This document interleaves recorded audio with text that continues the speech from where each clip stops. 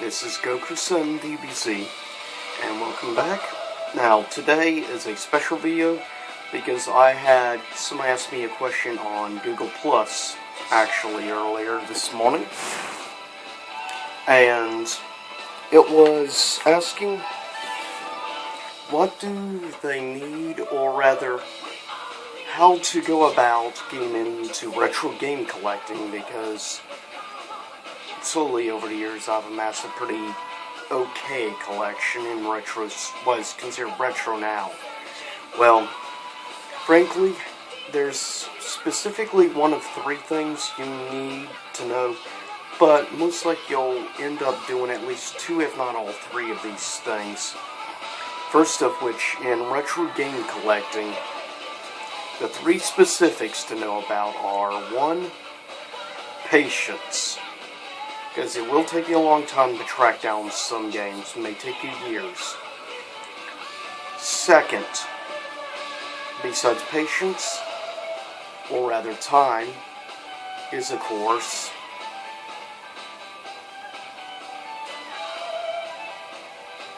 funds. That's a big one.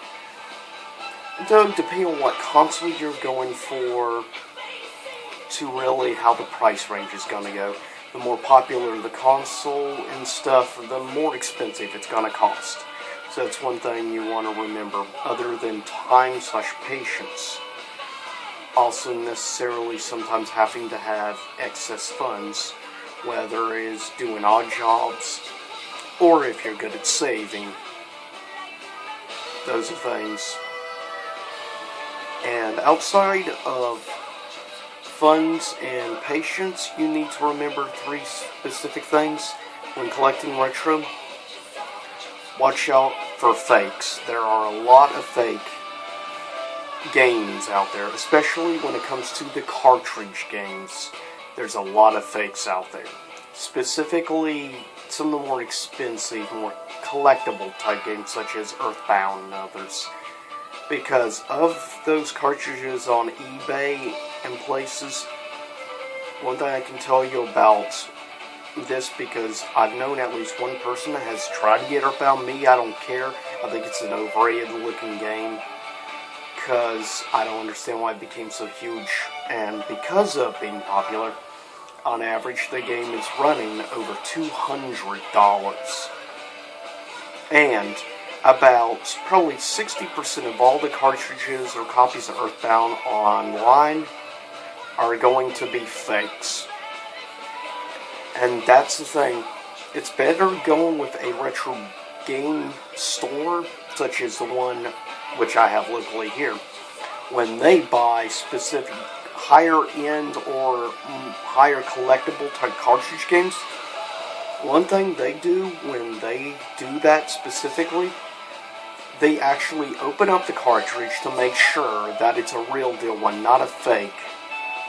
Because it's not super difficult to find fake cartridges. It's not at all. So it's one thing you have to remember.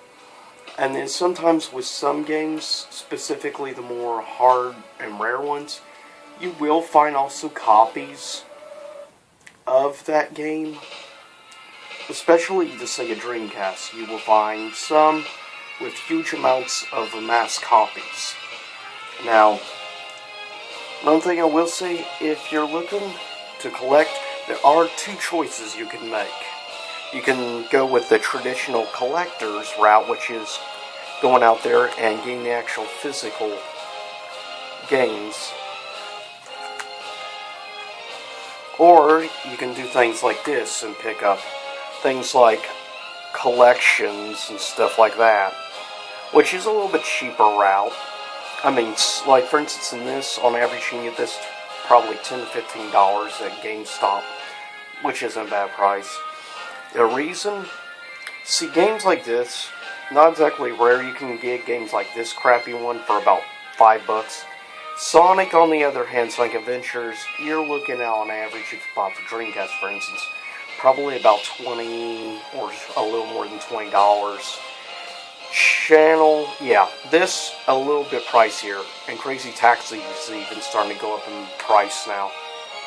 But This is the cheaper route, but if you're wanting authentic, 100% authentic and stuff like that, then yeah, you better get used to saving and spending a lot of time, because yeah, you might find some games easy, but they're going to be probably a little pricey. That's why you want to also shop around, specifically on Amazon and even more so on eBay.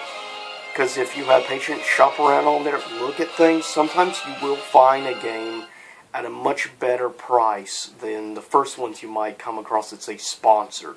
Usually end up a little more expensive because they get advertisement through eBay, which is why they're going to be a little pricier. But eBay will recommend because they have a deal worked out with those particular sellers on eBay or Amazon. So you have to remember this.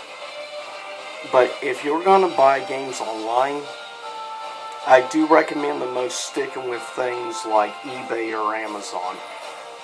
Don't go with questionable routes such as Craigslist, which is known for having psychopath serial killers on there and stuff, yeah, nutcases. And yeah, that's too risky a place to go for things of that nature. You want to go the safer routes, or also shop around, go like retro gaming stores. Sometimes you might find some retro gaming stores with reasonable prices, and then there's others who jack their prices up, of course.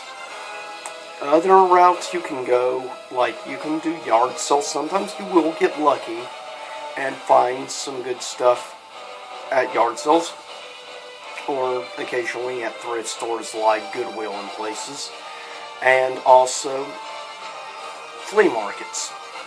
Flea markets, you have to be cautious because some people know what they have, and so they're going to charge a lot more for that item.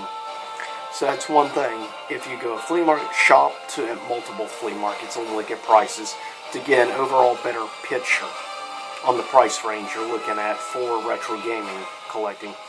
And also, if you want to, an easier route to go with retro game collecting, if you're not looking at just collecting games all around like me, where I try to pick and choose and just sometimes choose games I've never actually played, I heard good things about, or that just happen to catch my eye or something, then I usually try to look for good reasonable prices, of course. And sometimes I prefer collecting for consoles less popular yet in the collecting area, such as the original Xbox. You can get a lot of great deals on a lot of great games on the original Xbox, and because it's not gone retro yet, the prices are going to be more reasonable. You're going to be able to get a wealth of Xbox games for $20 and under. Seriously. Some may cost a little more, but yeah, specifically, the massive majority of original Xbox stuff you'll be able to get within a $20 price tag, which is good and reasonable. On the other hand, consoles such as Dreamcast are starting to become bigger collectors' items now, as is the Sega Saturn and others. So, which means their prices go up. Right now, if you're looking to collect the actual console, Dreamcast, you're looking on average $35, $40. So, not too bad overall. The Sega Saturn, on the other hand, when I got mine, it was about $40-some now. The Sega Saturn is going for about $90. So, yeah. Sometimes it's better to look at something before it's popular, but if you can find a good deal at a yard sale or at a flea market, definitely take up. But, of course, buying from those places sometimes is risky, because you're not sure if the console will actually work or not. That's one risky part. I wouldn't recommend buying hardware from a yard sale. The games, yeah, because usually, of course, you can get them to let you look at the disc and stuff and what the shape is in. So, yeah, but I wouldn't risk on the hardware department with areas like that. Usually it's better to go with routes like Amazon and stuff. I haven't had really any bad luck yet with specific stuff getting through them. But retro game stores like my local one is good because they actually check everything and clean it and make sure everything works perfectly before they resell it.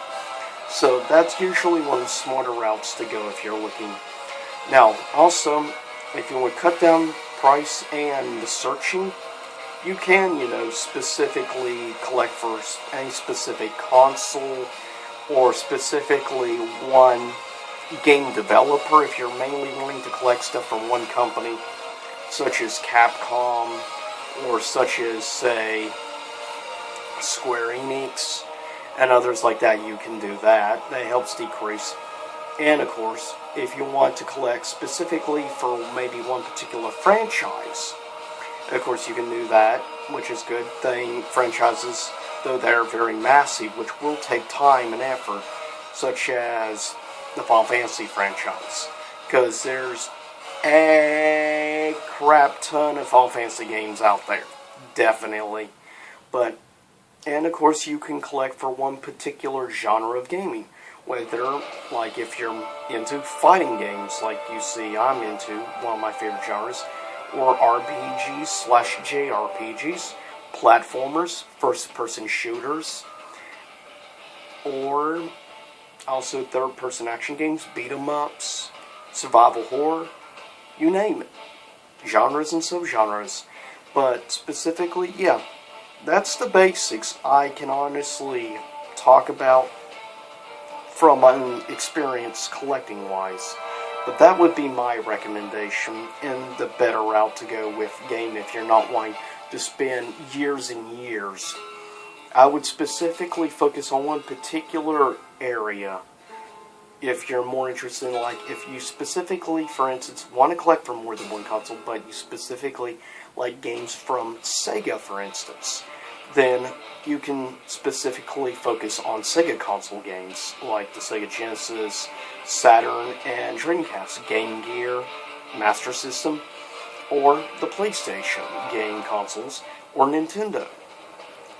But that's the best I can say. But if you're also going to collect and find a good deal, always go for the collector's editions and things, because that's good for a collection purpose, as well as the value over the years will probably go up a little bit better overall, because there's going to be a more limited amount of supplies on those specific editions.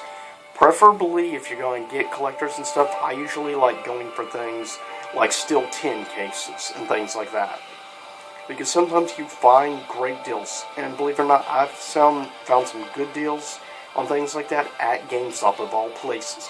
You would be surprised. If you go in there for older stuff like now, if you're wanting to collect, I recommend going in there collecting for PS3 or the 360, things like that, because you will find really good deals on those past-gen consoles of games at GameStop. You will find some pretty good deals. Trust me, I found some killer deals in there off of some of those things. Because I remember in the past when I bought stuff like this, right when the PS2 they stopped producing, I managed to get mint condition and everything for about $5. So that's the thing, if you buy older consoles, there's a massive library of games that you will be able to get easily under $20. You might even find some really good stuff under $10. But these are my recommendations, but keep in mind this is just my way of collecting things, but this is my knowledge on being a retro collector now for quite a few years. But that's what my suggestions are to you who posted the question on Google+, and to anyone out there who is interested in this type of collecting, gamer-wise, that might come across this video on YouTube. These are just my suggestions from personal experience, and I hope it may seem somewhat informative, if at all useful, I hope. But I'll see you all next time here in YouTube land again, and please send me a question on Google Plus or on Twitter, and I will, as always, like as you see this, I will do my best to respond in the best way I can, and with any amount of knowledge I have on this specific question. But I'll see you next time, and I hope everyone out there continues to have a good, of course, end of April, which we're in right now. I'll see you all next time for some future comic book reviews and some future gameplays.